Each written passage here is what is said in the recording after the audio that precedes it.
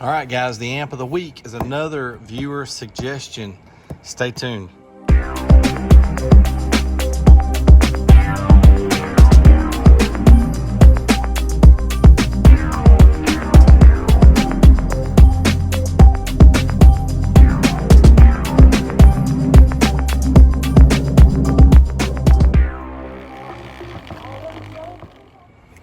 All right, guys, thanks for coming back. A viewer suggested this amp. I didn't know anything about it. I was pretty interested, and I went and looked at it, and I got even more interested because it is a Class D monoblock 1 ohm stable. That's my favorite amps to test. It was also in a good price range and a brand that I'm not familiar with. And so, yeah, seemed like a great option to pick up. So I did get this amp brand new on Amazon. I'll tell you later in the video what I paid for it. But we're talking about the Quantum Audio QPX5000.1D, 5,000 watts. So 5K, that's a big number. Wow, that's a big, bold number right out of the gate. Bass boost at 45 hertz. How about that? All right, do we see anything special? Here we go. All right, what do we see over here? Do we see some ratings? Yep, down there at the bottom. Guys, I'm seeing this with you for the first time. 5,000 at 1 ohm, 2,500 at 2 ohms. All right, I'm assuming there's a manual. It's got a bass knob. That one looks a little different, right? Does that look a little different than some of the ones we've seen in the past? Hopefully we've got some RMS ratings. It's a little light for a 5K, but I don't know. Maybe we've got some RMS ratings, and that's probably max. Who knows with the full bridges these days? Some of these full bridges put out more than you would think if you're just looking at their size. I'm struggling here, guys, with the... See, this is the bad part about doing a unboxing on video with you guys, is y'all see people like myself fumbling around a little bit. All right, what do we have in here? I see that bass knob. I don't know. We may have seen this one before. That knob and stuff is a little different. It's clicky. It's the click type. It's a bunch of small clicks. Can y'all hear that? Does have a power light on it. It's got their little logo. All right, let's get it out of the box. Okay, we got some more stuff in there as well. Here's the other part about doing an unboxing. Is y'all see all the stuff. Now, this is different. Got us a big Ziploc bag. All right, I don't know the footprint size. There are some 5Ks out there on the market that's that footprint size, but it still feels a little light. In the box, we have the telephone cable for the bass knob. You get some screws, 2 different sizes of screws, and you do get the owner's manual. Guys, I apologize about the video last week. Did not intend on that that Lanzar being bad. I do have in stock 2 kind of used old school amplifiers that are a good, wow, 20, 30 years old. Maybe even a little bit more on one of them. But I was conflicted about making that the content after that other video just kind of went bad. But being 2 Saturdays in a row coming up where I'm not gonna be able to shoot videos, I really needed to use that amp. And so went ahead and let that be the amp of the week anyway. So I know that video was a bit of a bummer, but I apologize for that. But thank y'all for bearing with me. It was either skip a week on putting out something, or posting that one, or doing one of those old school amps. So just a little conflicted there about what to post for last week. So all right, so here we go. Here's the different models. They see a couple of 4 channels, a 2 channel, and 4 1 channels. And we do have the biggest, the QPX5000.1D. Boy, that'd be cool if this thing did 5K. What do we see in the manual here? What do we see? There's the sizes. Are the sizes the same? No. The length is different on them. The width is the same. I don't normally go through the manual on camera, but this time I will. So here we go. 5K. And that's the same ratings. 5,000 and 2,500. It doesn't say, oh, it says dynamic. Wow. So I'm still gonna assume max. We'll see. The dyno will tell us, won't it? The dyno will tell us. Let's check out this end. All right, so we do have power and protect lights, separate lights, the remote, phase, low pass, subsonic. Okay, that's cool. We can create a band pass there. Bass boost. There's the level, the gain, slave in, master. Wow, okay, can be strapped. Inputs and outputs. The fit and finish on the amp is pretty good too. 4 gauge, wow. All right, I'm gonna tell you right now, I've never seen a 5K, a true 5K with 4 gauge power and ground. But we do have the screw down terminals, so we like that. And then over here we do have 2 positives, 2 negatives. Those look to be looks like 8 gauge. I believe you could get an 8 in there, but 8 to 10, these are 4s. I can tell by looking at them. All right, let's get it wired up. I'll quit rambling and let's see what this thing's all about. You know what I get for assuming I get to be wrong? These are not 4 gauges. I noticed that my 4 gauge ground would not go in there, and so I got my reducers out. This is a 4 gauge. It does not go in, so that must be 6. Must be 6 gauge. How about that? Wow, a 5K with 6 gauge inputs. How about that? All right, guys, the 4 ohm run. There is no rating for this run. Check out this light. Let me turn off the overhead. Turn the amp back off. I think this light is cool. 3, 2, 1. That's neat. I like that orange. It's different.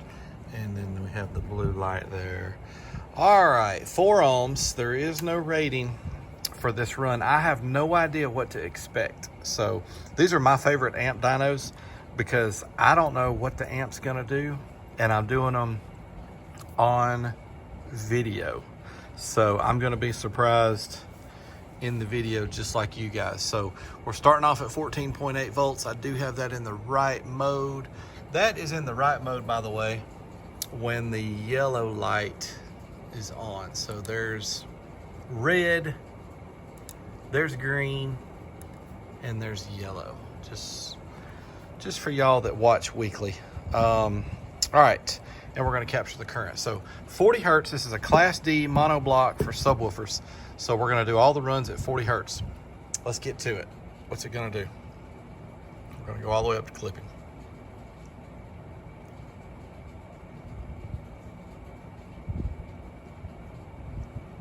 All right, QPX5000.1D.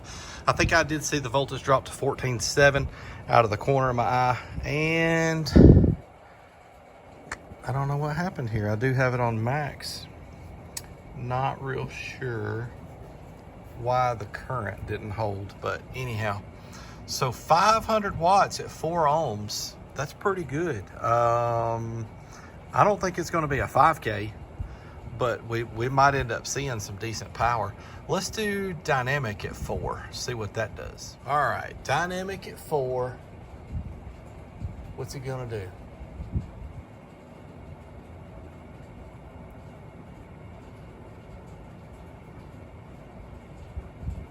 Only a few extra watts, so 515.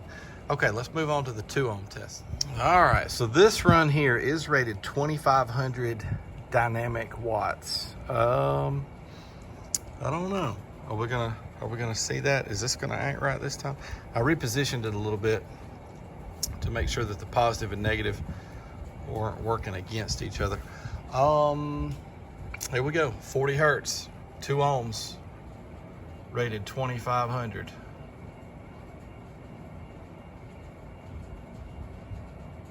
$883. The voltage dropped to 14.6. And what is up with my clamp? For the next run, I'm going to switch it over to the negative. I don't know what's going on. Oh, I do know what's up. Dadgummit. So when you run the positive, you've got to have it go through this way, and when you run the negative, it goes through the back. I didn't realize. I know that. I just didn't realize I had it laying there backwards. I tell you what, let's do that run again. I want to know what the current draw is.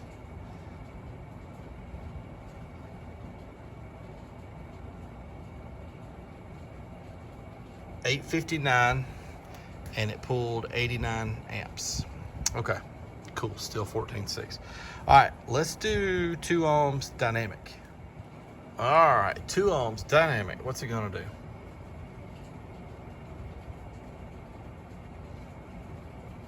All right. Okay, 893. That's some good power, by the way. Now, it's nowhere near what they claim, but you know, nearly 900 watts at 2 ohms is decent power. I'm not gonna sit here and act like that's a bunch of power, but it's okay. It's okay, because you know it's rated to go to 1 ohm. So are we gonna see, you know, 75% of that on these next runs? I don't really know. Let's get to it. All right, 1 ohm, rated 5,000 watts. Here we go.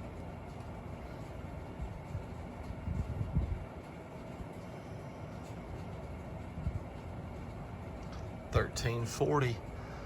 Voltage dropped to 14.5. That's awesome. And the current was 165.5. Wow. So, couple things. That is okay power. It's kind of perfect for stock electrical, to be honest. That's one thing I like about it. I cannot stand that they're claiming that's a 5K and it does that right there. But to be honest, most people picking this up are probably running stock electrical, and it would be more dangerous to pick up a true 5K and run it off of stock electrical. You'd have much higher chance of burning the amp up than you do picking up an amp that puts out this kind of power. But anyhow, we still have to get to what this thing costs, because that makes a huge difference too in how we feel about this. We already don't like it, but the money makes a difference as well. So, but before we get to all that, let's do 1 ohm dynamic. With the other runs, it's only been doing a little bit more, but let's see how it does dynamically at 1 ohm. All right, here we go. Dynamic at 1 ohm, rated 5K. 1386. 1386, and on those dynamic runs, it did show 14.6, and the current showed 45.2. A lot of times those dynamic hits are a little too quick for this thing to register properly. But I think we got to go hear it. I think we got to go put it on those sundown 15s. All right, let's do that. All right, guys, here we are over here at the sundowns. Let's see what it's gonna do on some music. All right, here we go. Restart the track.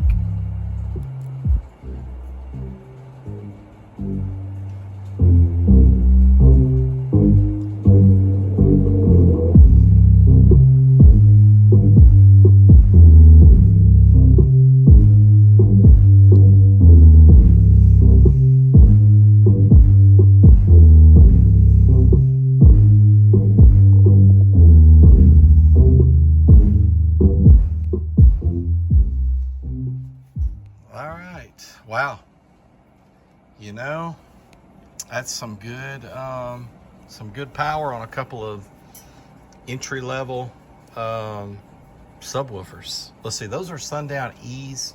That's not the lowest, but it's still what I would consider entry-level. So yeah, that is some decent power. Like I said, it's good for stock electrical. It's even on a little bit of the high end for stock electrical, to be honest. So kind of hard to hate on it for that. But let's get it over there. Let's look at the guts. Let's fill out the card. Let's talk about the price. All right, guys, here we go. It's the gut shot. Feel the rush. How about that? All right, here we go. 3, 2, 1. There she is. 1,300 watts. 13 to 1,400 watts. Guys, tell me what you're seeing here. Tell me what you see that you like and don't like. Yeah, it's hard for me to hate on this amp. Not that I look to hate on any amp, but here's the price for this one, and I'm still a little torn. But this amp was $145.60 on Amazon, and then by the time they get you for tax, $157.25. So, you know, 1,300 to 1,400 watts for $157. It's not like a great deal, but it's also not a bad deal. Now, I'm the kind of guy that I wouldn't mind spending another, I don't know, little bit of money and getting like a JP8, honestly. It ends up being up there kind of close power wise to this, and it's for sure better quality. I don't know. So again, it's a decent deal, and this is a pretty good amp. It held up to all of my testing today just great, whether we're talking about resistors or subwoofers. The power output was decent. Now, it's nowhere close to a 5K or even a 2500. So I don't like that part about it. If you're the kind of person that you don't want something in your vehicle that's overrated, man, look at that JP8 or something like that. That thing's underrated. So I don't know. Little conflicted about this one. I do like it, but tell me your thoughts. Oops. Tell me your thoughts, guys. All right, there's only one thing left to do. All right, here we go. I've got this amp upside down on purpose. We'll talk about that in a minute. But she did 1340 at 40 hertz, 1 ohm, uncertified. Pretty decent. I keep forgetting to mention, I looked in the manual about the sizes of the inputs, and it does say 4 gauge. Now, I was able to get 8 gauge in here with ferrules. That was snug, but I was able to get them in. So I think that's 8 gauge. The manual don't say what size these are, but it calls these 4s. It might be standard 4, just not like an oversized 4. So if you're planning to pick this amp up, keep that in mind. Guys, that's it. Hey, thank y'all for coming back week after week. Those of y'all that do. And if you're not a subscriber, why don't you subscribe? Help the channel out a little bit. Thanks for all the likes and comments and everything that you guys do. I love the interaction. And guys, we will see you next week.